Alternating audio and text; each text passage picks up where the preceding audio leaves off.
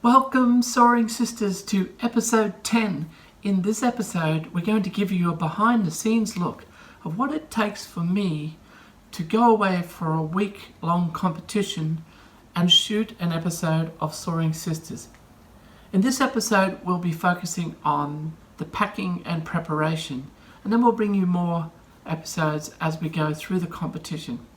I'm Kimberly Olsen. Let's go!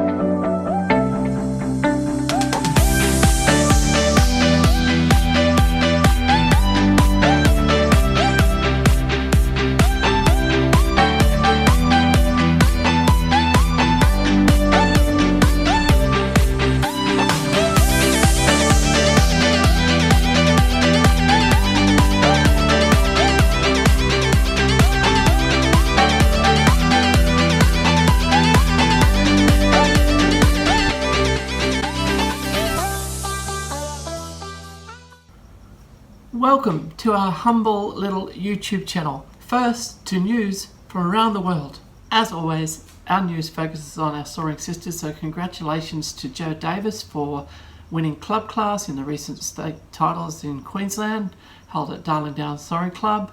Also congratulations obviously to Adam Woolley for taking out the overall first place, and a young Peter Brunton, only 15 years of age, for coming second in club class, but also clearly winning the junior prize.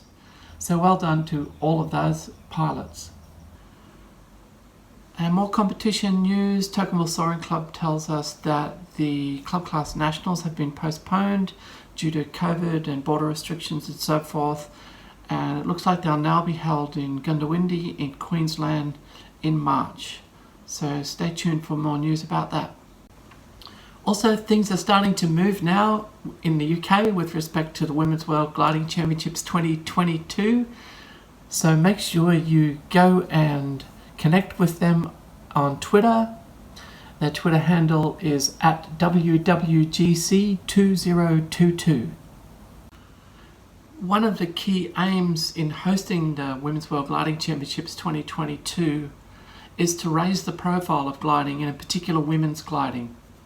It's not just another competition of interest only to those competing. The organisers hope to shine a spotlight on gliding so the public get to see what fun we have and maybe give gliding a go themselves. Now a story from, I think, Budapest in Hungary, and Linda Hovarth, who is a singer-songwriter during the COVID lockdown, has been writing songs and music for people who fly aircraft. And so I'm going to give you a little snippet of a YouTube video of hers. I don't know how much I can get away with in terms of copyright, so I'll use her own self-promotion video for you to all have a look at and listen to, and links will be down below.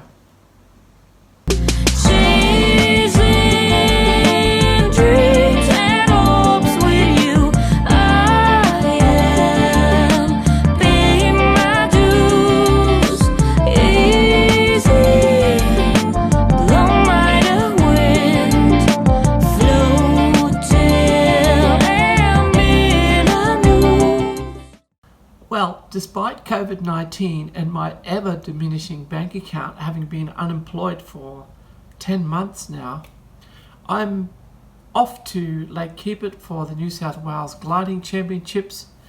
And in this trip, I'm obviously going to be watching my budget very closely, so I'm going to be camping.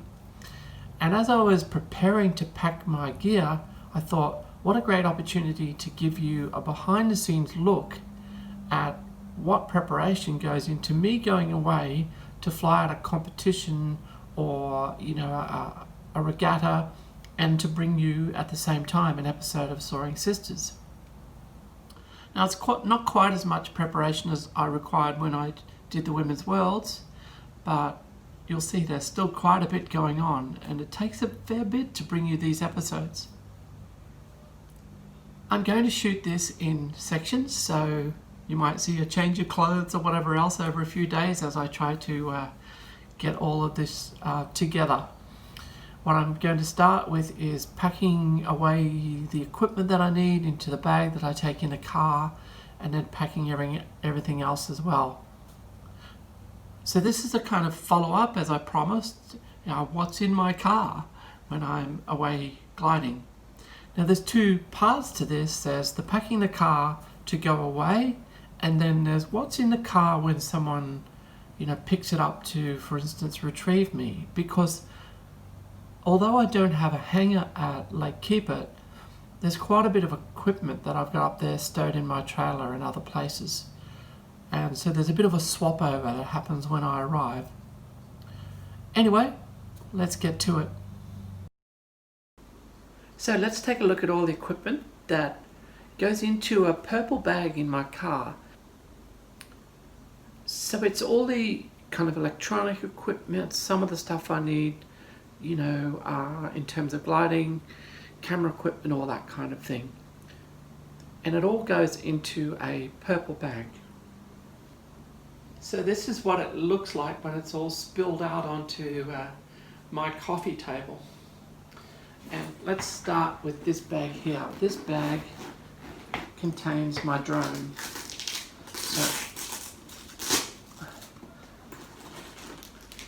And a card reader and a couple of other things. Now I'm not going to pull it all out of there. It's a Mavic Mini drone and the controller required for it. So all the drone shots that I get are shot with the Mavic Mini.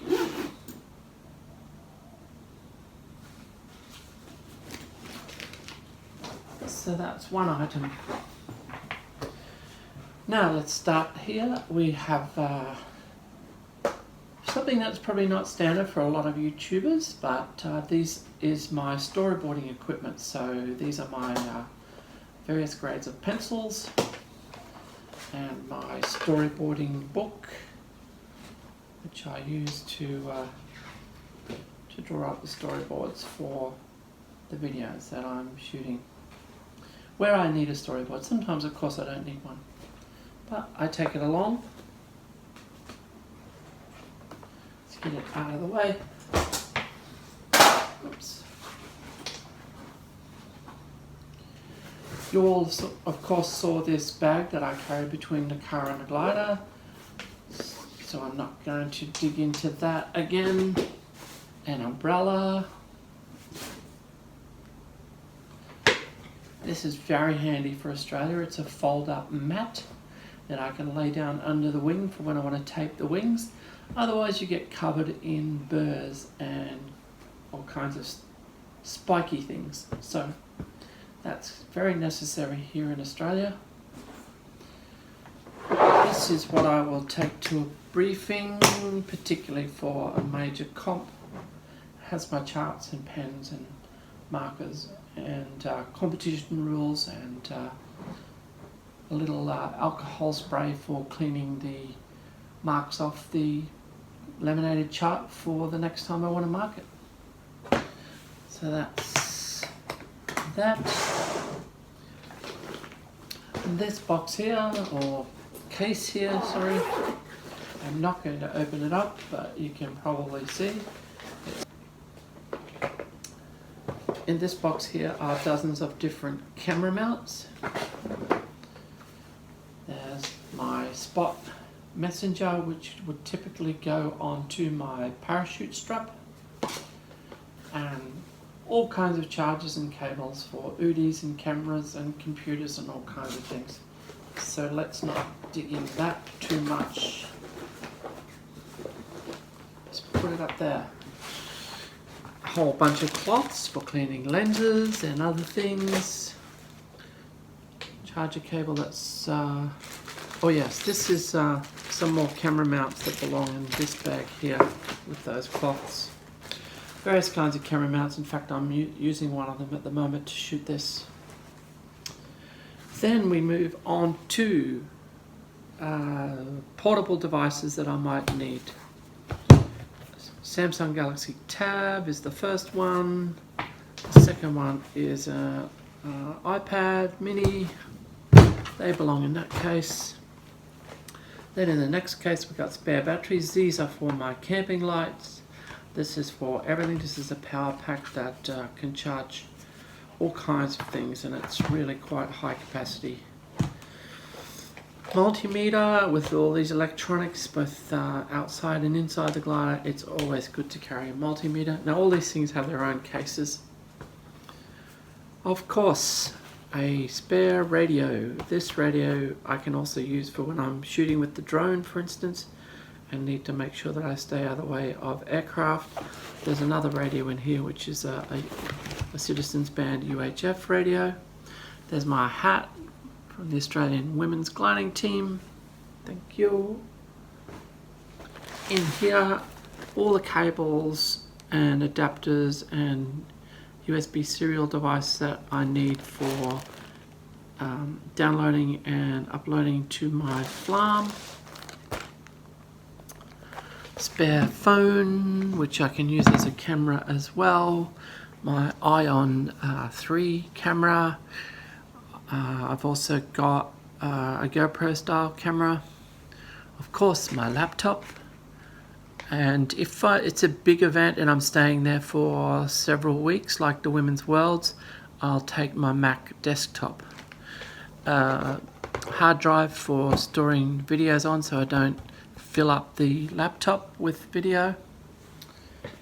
And that's pretty much everything apart from my face shield, a tubular shield that I pull on to keep the sun off my face, and a bag with sunscreen and so on in it.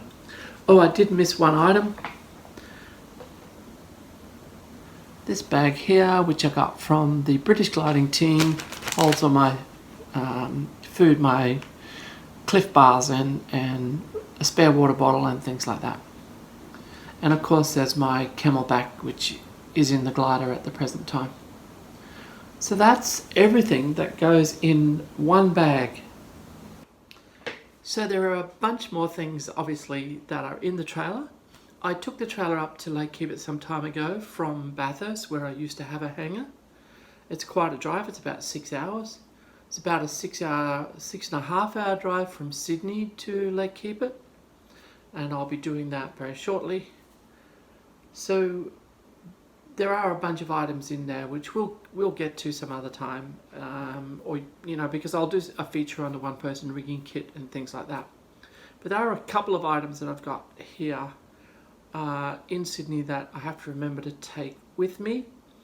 One thing that's really exciting is I've got a brand new Mountain High EDS system coming. I did originally have a Mountain High system in the glider. The cylinder was never delivered with the glider. The original owner kept the cylinder. He said it was out of date. They can be recertified, but anyway, did come with a bunch of cannulas, so I've got some spare cannulas now for when my new EDS system arrives. So let's have a look what else we've got here. So I've got my battery charger, which is a really good battery charger. It's got a couple of different modes. It works very well, even with lithium batteries. There are the two batteries, the port and starboard batteries for the glider, and I usually bring them home so that I can keep them on the charger. There's a spare filling hose for my ballast bags and a spare water meter for measuring the ballast. Now up at Lake Keepit in the trailer I have cleaning equipment, so I have things like chamois, cloths and sponges, and of course a bucket. So only some of these items will be coming with me. The rest are already up there. And no, we are not done yet. Obviously I take camping equipment, so that's my tent, chair, sleeping bag, or in my case a swag, and a 20-litre container of water and a few things like that. But what else do I pack in the car? No need to mention COVID-19. Who knows if you've got enough toilet paper. Always carry it in the car. Now, I also carry a compressor. This is a particularly large one, but that's because I used to run a four-wheel drive business. So I can pump my car's tyres, I can pump the trailer's tyres, and I can pump the aircraft tyres. And it all fits in a nice case like this, so it's really no trouble. Then of course there's my flight bag, and the typical pilot requirements. Logbooks, there's powered logbooks and gliding logbooks in here. Charts, of course, I've already mentioned, but something I haven't mentioned that goes with me everywhere when I'm gliding, just so I've got something to read to maybe remind me of things I might have forgotten. My old copy of Reichman. And of course, a more modern equivalent, Bernadette's Advanced Soaring Made Easy. So they go along in that bag as well. Now, something you might not have thought of and might not be important for your particular part of the world, but those of you who have flown in Australia would be aware, not only do you outland in very large paddocks in the middle of nowhere, when you finally get to the homestead, it's abandoned because the farming situation in Australia, particularly in drought, has been quite dire, and a lot of the farmers are off working in town or working in the mines, and they've simply, left their farms. They come back to do maintenance, or they have somebody come back, but they're often not attended. So what that means is also that the gates are locked with padlocks. And while bolt cutters can be used, I find an 18-volt grinder is the best way to cut through the chain right next to the padlock so that you don't damage the owner's padlock. And then you can either insert your own padlock, so I carry spare padlocks, or you can put in a D-shackle and twist the tab off so nobody can undo it. It's probably not something you've thought of, but something that's really quite important here in Australia. Well, I hope that was enjoyable and helpful to you. I know it might be quite different from where you fly. These are the kinds of things that we have to do in Australia. As I said, it's a 6.5 hour drive to Lake Keepit from here. And there's a section of road with 160 kilometres without fuel, without anything but emergency phones on the side of the road. So it can be quite daunting, and this is close to Australia's major city. So quite different probably to where you might fly, Germany, Netherlands, somewhere like that, or even the UK. Anyway, I'm going to be packing my car as soon as my oxygen system arrives. Hopefully that will be soon, and I'll be off on my way to Lake Keepit. I'll be camping up there prior to the New South Wales State Championships, trying to conserve my budget, doing what flying I can considering that budget, leading up to the championships, and then of course I'll be competing in those state championships, which are kind of like the regionals, if you like. So I'm Kimberly Olsen. I'll see you next time.